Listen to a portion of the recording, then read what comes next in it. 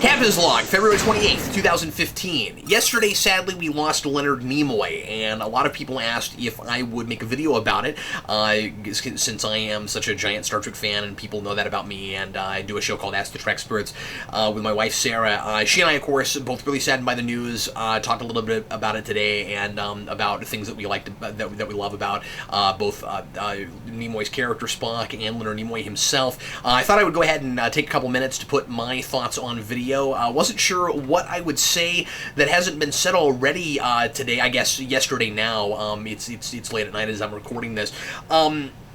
I saw lots and lots of lovely condolences posted on people's Facebook walls and Twitter and everything. People really responding in really classy kinds of ways, and I really enjoyed seeing the impact that Leonard Nimoy had on people. Folks just kind of coming out of the woodwork that don't even usually talk about Star Trek, and we're talking about how much they love Leonard Nimoy. A lot of people, even if they don't really care that much about Star Trek, don't like Star Trek, the one thing they like about it is Spock.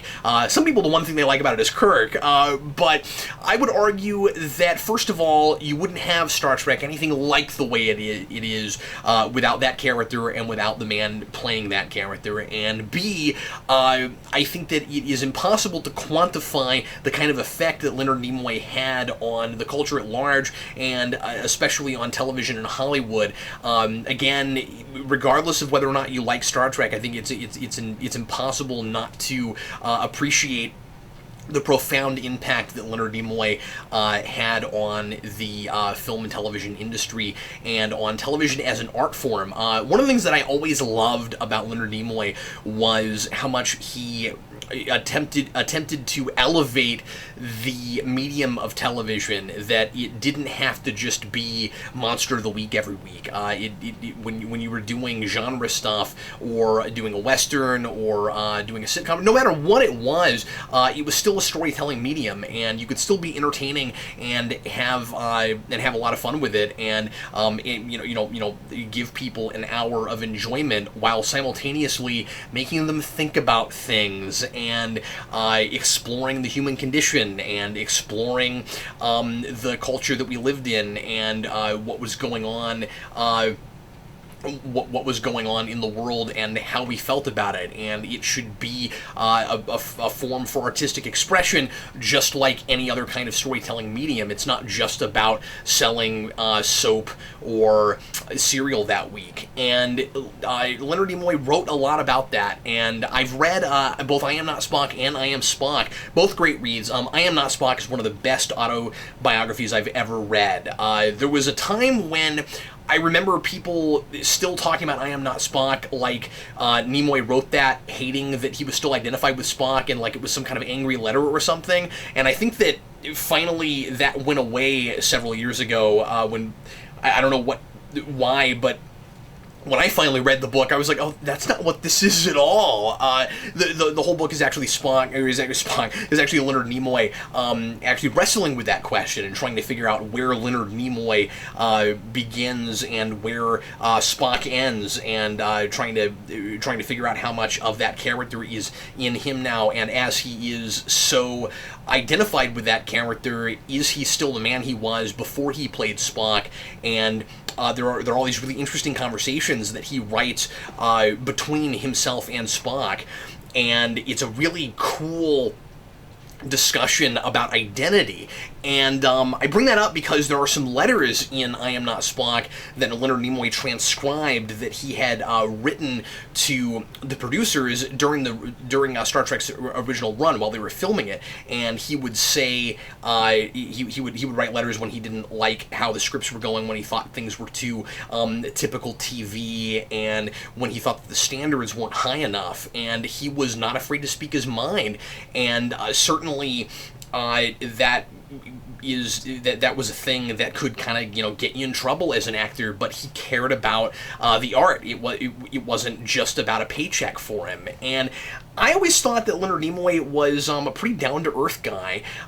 He certainly had his eccentricities, like we all do, but he was very real. And I talk a lot when I do videos about when folks pass away, and I always feel a little bit weird about doing this because, of course, I didn't know the man personally. personally. I always say that, and sometimes people will question those of us that feel bad about somebody passing away that we didn't know personally. We didn't really know the person, we just knew their work. And Leonard Nimoy is one of those actors who I can't help but feel like I sort of kind of knew him. I mean, again, obviously I didn't, but he was always very real when he would do interviews and in his writing and things like that. He was always really introspective, and he seemed like a very private person, but then at the same time, he wasn't afraid to put his thoughts out there and let people really kind of see who he was underneath his characters. And there was a certain vulnerability about him that I always really admired. Leonard Nimoy, of course, did not just play Spock. He did numerous roles before that and was already a pretty well-known character actor in television and in Hollywood. I think he'd done some films, too, by the time that he got the role of Spock. And if memory serves, Leonard Nimoy already had his own acting school and was teaching acting even before he got Star Trek. I think that's right. It's been a while since I've read up on Leonard Nimoy and read his autobiographies, but if memory serves, that's true. And he also was a great director. 3 Men and a Baby is a really funny movie if you've never seen that before, and a lot of people don't realize that's Leonard Nimoy. That's how versatile he was. I always think that a really good director is, I mean, I guess there's different kinds. I guess it's okay to have a director that kind of, you know, has his own style, and like you can always kind of tell it's him as long as he's not making the exact same movie over and over again. But I tend to really admire the sorts of directors that don't look the same every time, that have the kind of versatility that they're just really good visual storytellers and they can tell different kinds of stories. It's all about taking a good script and adapting it and having a vision for what it should look like and understanding the material. And Leonard Nimoy was somebody who was able to do that. And so he directed Star Trek 3 and 4, both of which are really, really good films, and both two I think of the best Star Trek movies. And he also did 3 Men and a Baby, which was this fun, silly comedy. But it's a really clever comedy. It's shot really well, and it's kind of smart. And then the sequel wasn't nearly as good, and of course he didn't direct it.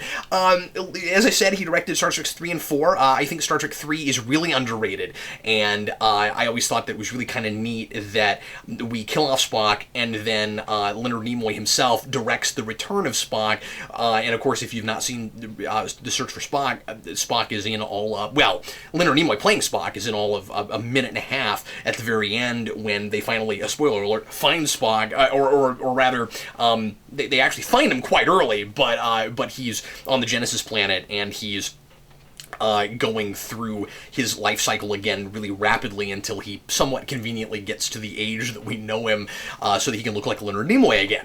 And anyway, it was really kind of cool that he directed that film, and of course he didn't have to be in very much of it himself. And anyway, so like he had really good science fiction sensibilities, but he was, you know, versatile enough that he could do other sorts of things. With Spock, of course, he created an archetype.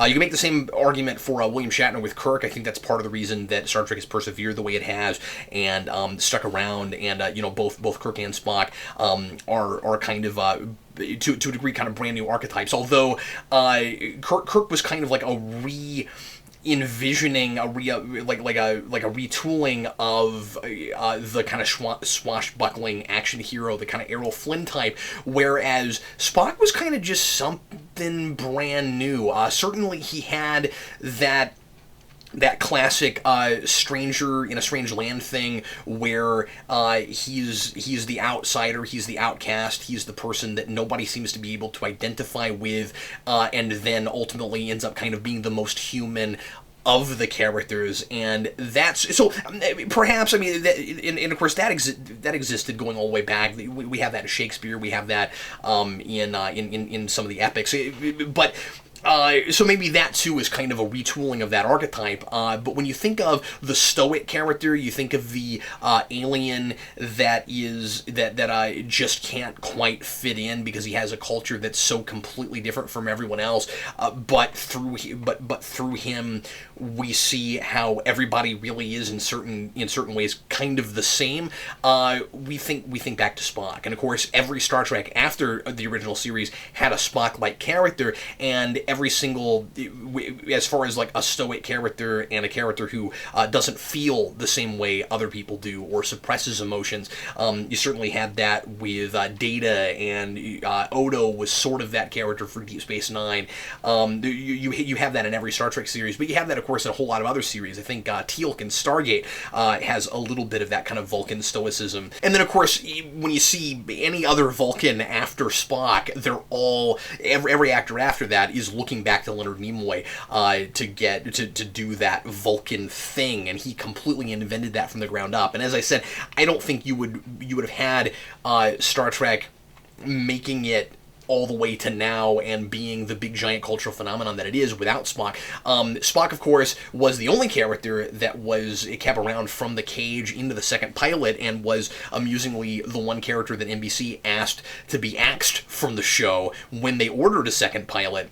And he was the character that everybody went gaga over. He was most certainly the most popular character. Of course, people loved Captain Kirk, but they were fascinated, yes, that word, by Spock. And he's certainly leaving a legacy that will outlive him for decades and probably centuries.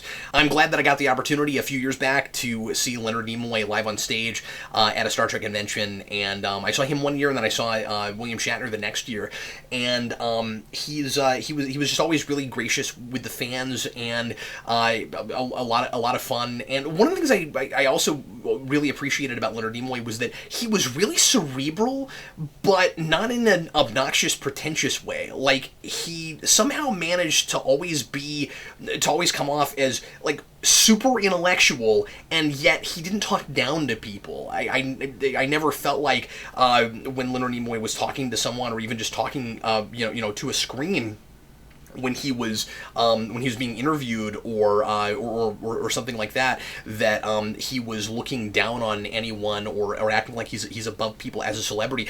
I don't think Leonard Nimoy acted like a celebrity. I think Leonard Nimoy acted like a scholar, and he studied acting, and he saw it as again, an important art form that he devoted his life to. I'm glad that we got to see him play the character a couple more times before he finally passed away. It's sad, I suppose, that he's not going to be in Star Trek 3 for the 50th anniversary now. Assuming that no filming on that has started yet. I don't think it has, and if it has, I kind of doubt that if he was in it, his scenes were filmed. But a while back, there was a lot of discussion that he and Shatner were supposed to be in the new movie, and that it was going to be about the younger versions meeting older versions of themselves, and it was going to be this big kind of reunion thing for the 50th anniversary of Star Trek. Since Orci left, and since Simon Pegg got brought on to co-write the script, there's really been no talk that I've noticed of whether or not that's still the story, or if they've gone with a whole new thing and they're completely rewriting it from scratch. So it's going to be interesting to see if they're going to have to do another rewrite on that movie or anything. But as I said, as many issues as I have with the new Star Trek franchise, I did think that it was a really cool idea to use Leonard Nimoy to bridge the gap between them, and I certainly enjoyed his performance in that movie, and as I said, it was really nice to get to see him play that role one more time. The last thing I want to say about Leonard Nimoy is he's one of those guys who just kept living life all the way to the end. He made a really good argument for you never have to get old, and I always really admired that about him. He never stopped working. He never stopped doing what he loved, and in fact, he would often, I would joke, I used to kind of make fun of him for this. He would joke about finally retiring from acting, and then like a few months later he'd be doing a voice acting role or something. And that was really funny. He was also as big into photography as he was acting, and that was kind of his other major love. And I think he did that all the way to the end too. So anyway, rest in peace, Leonard Nimoy. Really sad that he's no longer with us. And thanks a lot for watching this video, and just my quick thoughts about an actor that I really admired from my very favorite franchise. Thanks again for watching. I sure appreciate it. I'm Captain Logan, and I'll see you again on another video really soon.